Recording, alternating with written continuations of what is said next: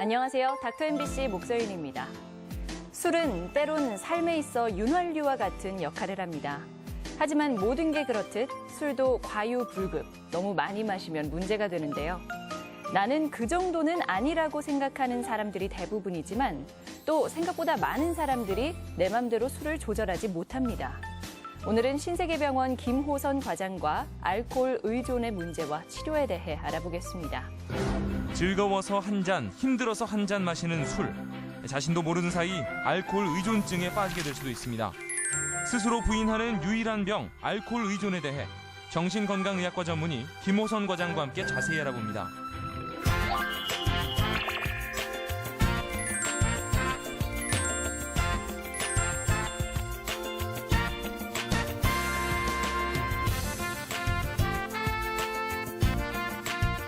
안녕하세요, 과장님. 네. 이 술의 양이라든지 술을 잘 조절하지 못할 때 우리가 흔히들 알코올 중독 같다 이야기를 하잖아요. 근데 이 알코올 중독이라는 표현이 정확하지 않은 표현이라면서요. 네, 우리가 흔히 술로 인해서 문제가 있을 때 그 사람을 알코올 중독이다라는 표현을 많이 하게 되는데요. 네. 이것은 정확한 정의가 결여되어 있는 표현으로 알코올 사용장애인 알코올 남용이나 알코올 의존이 좀 더 정확한 용어라고 할 수 있습니다. 네. 알코올 중독은 음주하는 동안이나 음주 직후에 발생하는 그런 임상적으로 심각한 어떤 행동 변화라든지 심리적 문제가 동반되는 것을 얘기하고요. 예. 그것은 그 한 시점에서 판단하는 것이 알코올 중독이고, 이에 반해 알코올 사용장애인 알코올 남용이나 알코올 의존은 그런 지속적인 관찰을 통해서 환자가 임상적으로 심리적, 정신적, 사회적 기능에 있어서 심각한 문제가 되고 있음에도 불구하고 반복적으로 음주하는 경우를 알코올 남용, 그리고 알코올 남용의 심한 형태로서 그런 내성이라든지 금단이 발생하는 경우를 알코올 의존이라고 합니다. 예. 주변에 보면 술 자주 마시는 분들, 또 많이 마시는 분들 분명 있는데요. 이런 분들도 알코올 의존일 수 있나요?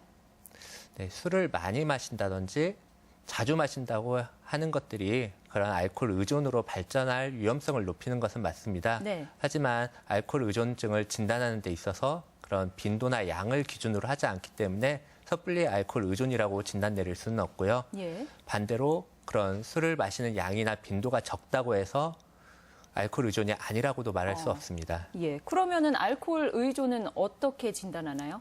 임상적으로 진단을 내리는 데 있어 특징적인 증상으로서는 내성과 금단이 있습니다. 내성은 이전과 동일한 양을 마셨음에도 덜 취하거나 또는 동일한 효과를 내기 위해 더 많은 양의 술을 마시게 되는 것이 특징이고요. 네. 금단은 술을 중단하였거나 이전보다 적은 양을 마셨을 때 그런 손떨림이 증가한다거나 식은땀이 난다거나 그런 불안해지고 초조해진다거나 네. 또는 환시나 환청 같은 것들을 경험하게 되고, 이러한 경험들을 피하기 위해서 다시 음주하게 되는 것이 특징이라고 볼 수 있습니다. 이외에도 술을 의도했던 것보다 더 오랜 시간 마시거나 더 자주 마시거나 또는 금주하거나 절제하기 위해서 여러 차례 노력하였으나 실패하는 경우, 네. 또는 술을 끊기 위해서 많은 시간을 소비하는 경우, 그리고 음주로 인해서 신체적인 문제나 그런 정신적인 문제가 유발되거나 더 악화될 것을 알면서도 지속적으로 음주하는 경우 등이 있겠습니다. 네. 이러한 증상들이 최근 1년 사이에 2가지 이상에 해당된다면 알코올 의존증을 강력하게 의심해 볼 수 있겠습니다. 네. 이 알코올 의존을 우리가 심각하게 바라봐야 하는 이유 중 하나가 우리에게 미치는 악영향 때문이잖아요. 알코올 의존이 간질환이나 암과도 연관성이 있죠. 네. 알코올 알코올이 우리 신체 건강에 좋지 않다는 것은 누구나 알고 있을 겁니다. 예. 이런 알코올은 우리 몸에 다양한 장기에 영향을 주게 되는데요. 예를 들면 간에서는 초기에는 지방간으로 시작하여 심한 경우에는 알코올성 간경변이라든지 네. 간암에 이르러 사망까지 이르게도 되고요. 이외에도 위궤양이라든지 식도염, 췌장염 등을 유발하고 심한 경우에는 식도암이나 췌장암 같은 여러 장기의 암을 유발하게 됩니다. 예. 또 이외에도 우리 몸에 다양한 부분에 영향을 주는데 예를 들면 면역 기능에 영향을 줌으로써 쉽게 아프게 되고요. 또 성기능에 문제가 생김으로써 임신이 안 된다든지 발기부전을 유발한다든지 또 임신 중간에 그런 알코올에 술을 마시는 거는 태아의 성장의 지연이라든지 또는 태아가 나중에 태어났을 때 그런 지능이 저하된다든지 또 기형이 발생한다든지 이러한 태아 알코올 증후군을 유발할 수도 있습니다. 이뿐만이 아니죠. 뭐 신경질환이나 정신질환으로 이어지기도 하죠. 네, 중독이나 금단 상태에서는 뇌의 지각 기능에 영향을 줌으로써 환시나 환청 같은 정신병적 증상을 경험하게 되고요. 예. 과다한 음주가 지속될 경우에는 그런 알코올 유발성 정신질환이라고 해서 그런 정신병적 장애, 우울증과 같은 기분 장애, 불안 장애, 수면 장애, 성기능 장애 등을 유발할 수 있습니다. 예. 또 우리 장기간의 과도한 음주는 뇌기능 장애를 초래하게 되어서 그런 건망증이 더 심해지게 되고 또 판단력이나 충동 조절 능력에 문제가 생기면서 의심이 많아진다거나 과격해지는 등의 성격적인 변화도 유발되게 되고요. 심한 경우에는 치매라든지 그런 간질 발작을 유발할 수도 있습니다. 예. 이러한 신경장애는 또 회복이 잘 되지 않습니다. 예, 무섭네요. 근데 또 이뿐만이 아니에요. 더 있습니다. 가족한테도 안 좋은 영향을 미치잖아요. 알코올 의존은 환자 개인의 문제가 아니라 가족 구성원 전체의 문제가 되는데요. 예. 이런 환자의 그런 의심이나 그런 충동성 조절 문제로 인한 그런 폭언이나 폭행 등으로 인하여 가족이 심한 스트레스에 시달리게 되고요. 예. 또 가족들이 그 환자를 잘 돌보지 못했다라는 죄책감 때문에 죄책감에 심한 스트레스를 또 받을 수 있습니다. 또 이로 인해서 우울해지거나 불안해지기도 하고요. 이러한 문제들이 결국에는 가정을 파탄에 이르기까지도 합니다. 예. 또 충동성이나 판단력의 장애로 인하여 그런 음주운전이라든지 성범죄, 자살과 같은 사회적 문제를 유발시킬 수도 있습니다. 예. 뭐 나는 마음만 먹으면 당장이라도 술을 끊을 수 있어. 이렇게 다짐을 해놓고 이제 돌아서면 안타깝게도 바로 술을 찾는 분들이 꽤 많은데요. 이렇게 술을 끊기 어려운 이유는 뭔가요? 네, 쾌락중추라고 불리는 뇌 보상회로에서 그런 도파민이라는 신경 전달 물질을 분비함으로써 쾌락과 유사한 기분을 느낄 수 있도록 해주는데요. 알코올은 이 보상회로에 영향을 주어서 그런 비정상적으로 쾌락을 느끼게 해줍니다. 네. 또 이런 것들을 유지시키기 위해서 갈망을 계속 유발함으로써 이렇게 반복적으로 술을 마시게 되고 또 내성을 유발하여 이전보다 더 큰 자극을 원하기 때문에 더 자주 그리고 더 많은 양을 마시게 됩니다. 예.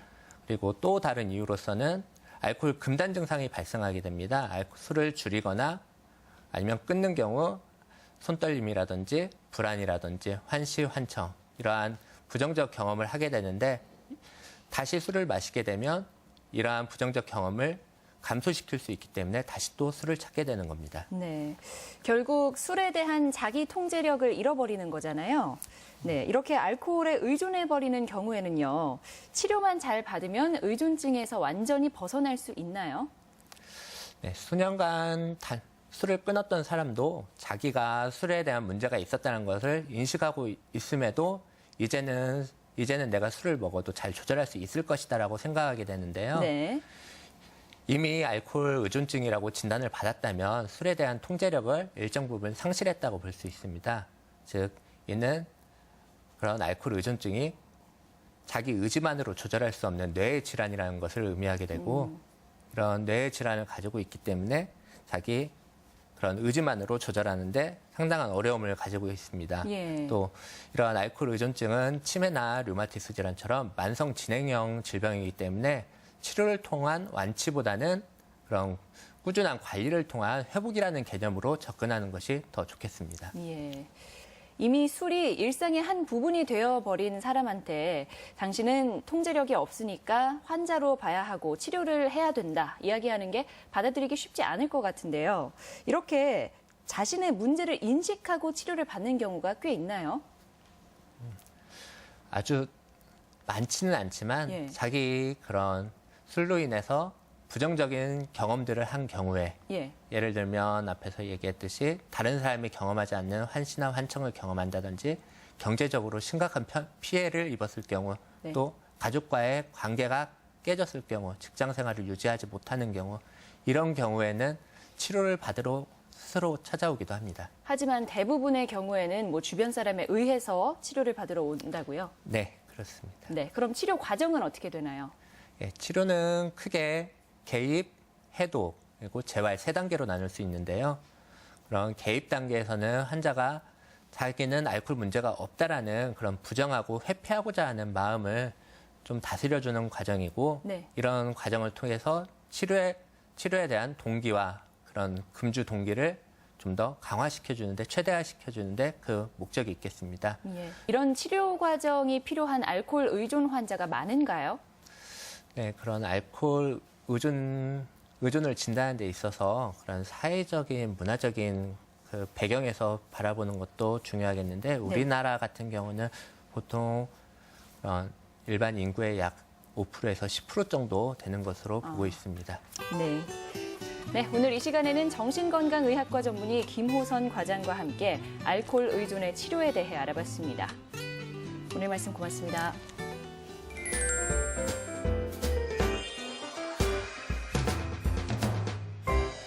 선천적으로 이마가 넓거나 M자형 이마를 가진 분들 가운데 나이가 들면서 헤어라인이 더 올라가고 이마가 두드러지는 것 같아 고민인 경우 많으실 겁니다. 그런 경우에 헤어라인도 성형으로 교정할 수 있다고 하는데요. 이번에는 전주 모래내 피부과 강광영 원장과 함께 모발 이식에 의한 헤어라인 성형술에 대해 이야기 나눠보겠습니다. 나이가 들면서 점점 넓어지는 이마, 헤어라인을 교정해서 콤플렉스를 해결할 수 있습니다. 모발 이식에 의한 헤어라인 모발 성형술에 대해 피부과 전문의 강광영 원장과 함께 이야기 나눠봅니다.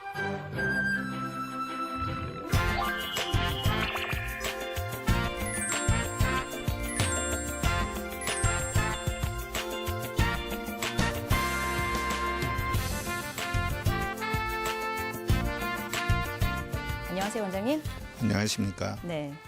선천적으로 이마가 넓다는 건 그 부위에 모낭이 없어서 머리카락이 자라지 않는다는 뜻이잖아요. 예, 이런 경우에도 모발 이식을 하면 그 부위에 머리가 자라나요? 예, 맞습니다.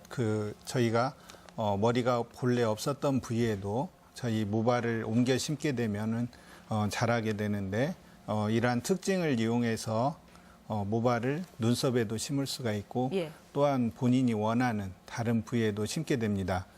경우에 따라서 저희가 모발을 팔이나 다리에 옮겨 심어도 이 부위에서 머리처럼 자라게 되게 됩니다.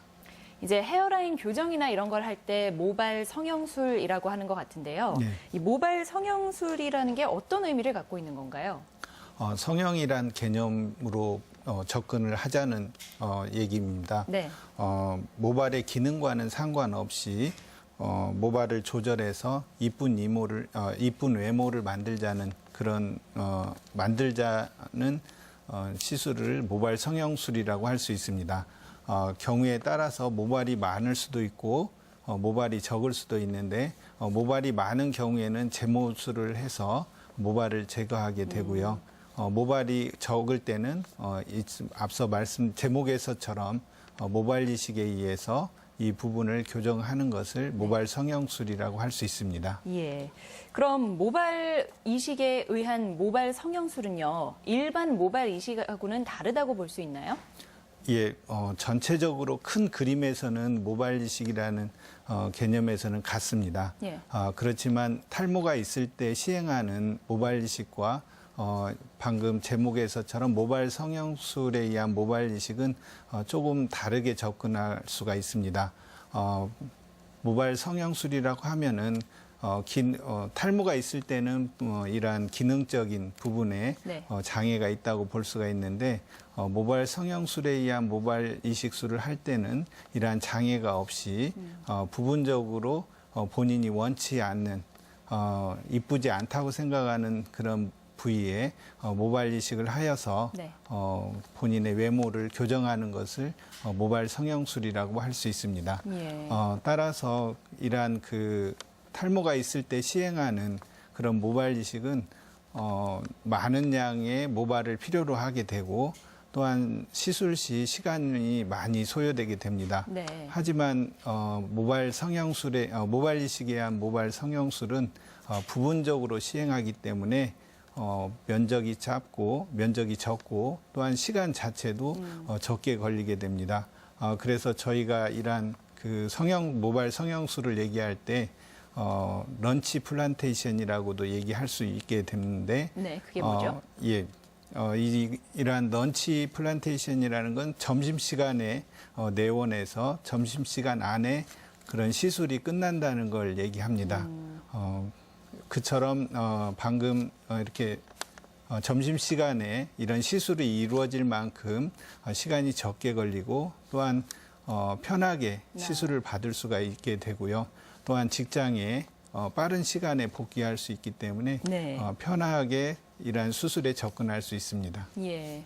그러면은 같은 맥락으로 모발 이식하면은 흉터에 대한 고민이 많은데 예. 모발 성형술을 한다고 하면 그 부분을 좀 덜어도 되는 건가요?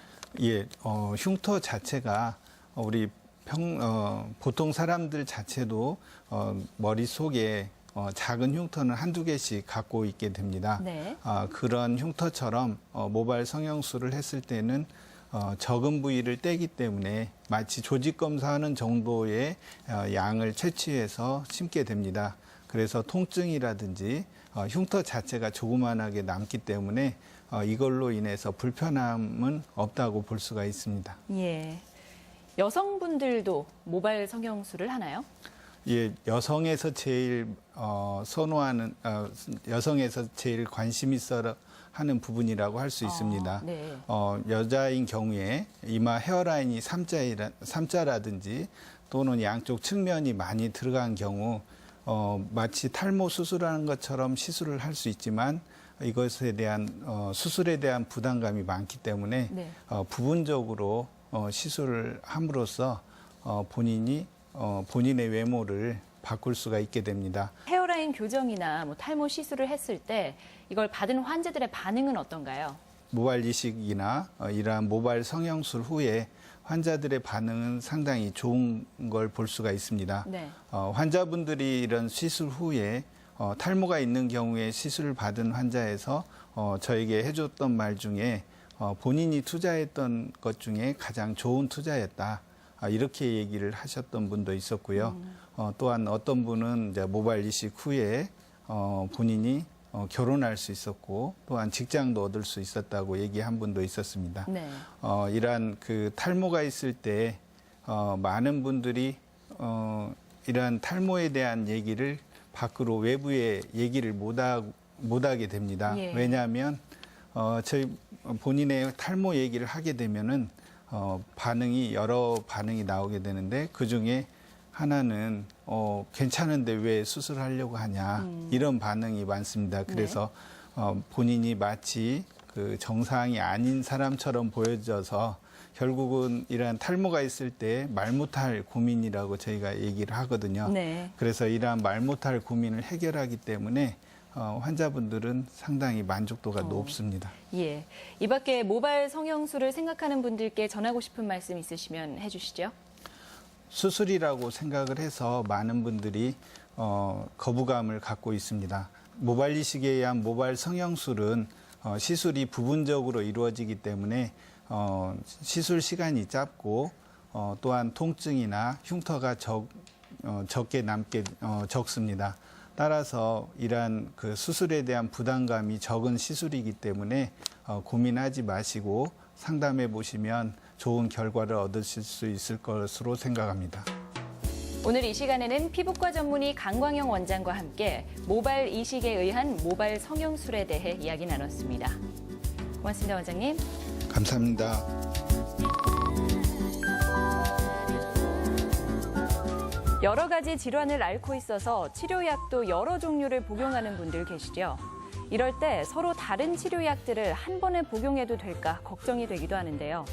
약에 따라서 함께 복용하면 효과나 부작용이 더 강해지는 경우가 있고 반대로 효과가 약해지는 경우도 있습니다. 제산제의 경우 항생제와 같이 복용하면 항생제가 세균을 잡지 못하고요. 또 제산제를 변비약과 함께 복용하면 위장 자극과 같은 부작용을 일으킬 수 있다고 합니다. 소염 진통제나 코 감기약은 고혈압 치료제의 효과를 떨어뜨리고 스테로이드제나 이뇨제, 갑상선 호르몬제 등은 당뇨 치료약을 무력하게 만든다고 하네요. 내가 먹고 있는 약들이 함께 복용해도 괜찮은지 확인하려면 복용 중인 약을 가지고 가까운 약국에 가서 상담 받아보시는 게 좋겠습니다. 제가 준비한 소식은 여기까지입니다. 고맙습니다.